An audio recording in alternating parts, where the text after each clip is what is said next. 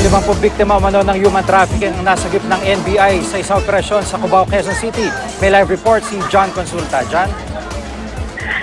Jiggy, na marating ang target area at matanggap ang hudyat sa kanilang asset, agad na sinalaki ng mga tauhan ng NBI Anti-Human Trafficking Division ang Lanay KTV sa Cubao, Quezon City. Mabilis na nagkubli ang isang hinihinalang minor de edad na nagsasayaw na naka-underwear lang sa entablado. Agad namang inakyat ang ikalawang palapag kung saan ang naroon ang ilang kwarto. At nang buksan nga ang isang kwarto ay ito na dito na tumambad sa mga operatiba ang isa sa mga customer kasama isa sa mga babae na nagtatrabaho sa KTV na wala ng damit pangitaas. Nahawak pa ang kondom at perang ibinayad para sana sa pakikipagtalik. Walang may pakitang business permit ang mga inabutang empleyado sa loob na todo tanggi sa akusasyon ng kanilang illegal na operasyon.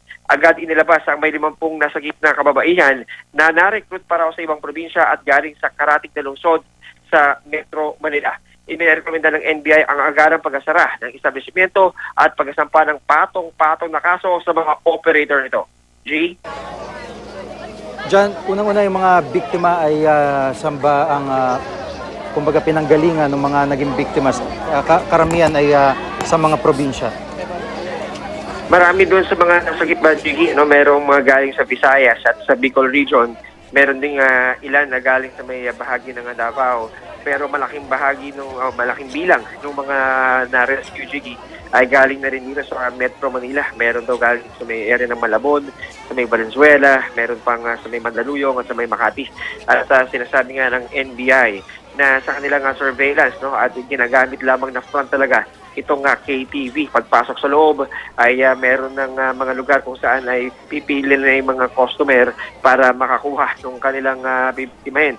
At sinasabi pa ng NBI sa tulong na rin ng ilang kanilang mga asset ay meron talagang mga minor de edad na ginagamit niya dito sa operasyon ng naturang sindikato. Jiggy.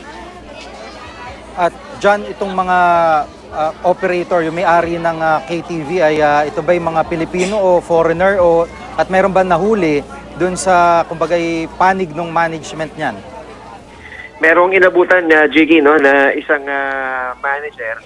Subalit nung sa initial na pagtatanong ng NBI ay nagpanggap ito na waiter. Pero nung kinalaunan sa pagtatanong sa pag-verifika ng mga otoridad doon sa iba pa mga nahuli ay lumabas na isa sa mga pinaka-main manager ng establishmento yung isa sa mga nahuli at ito na ngayon ang isa sa mga pangunahing kakasuhan nga ng patong na kaso ng National Bureau of Investigation. Jiggy.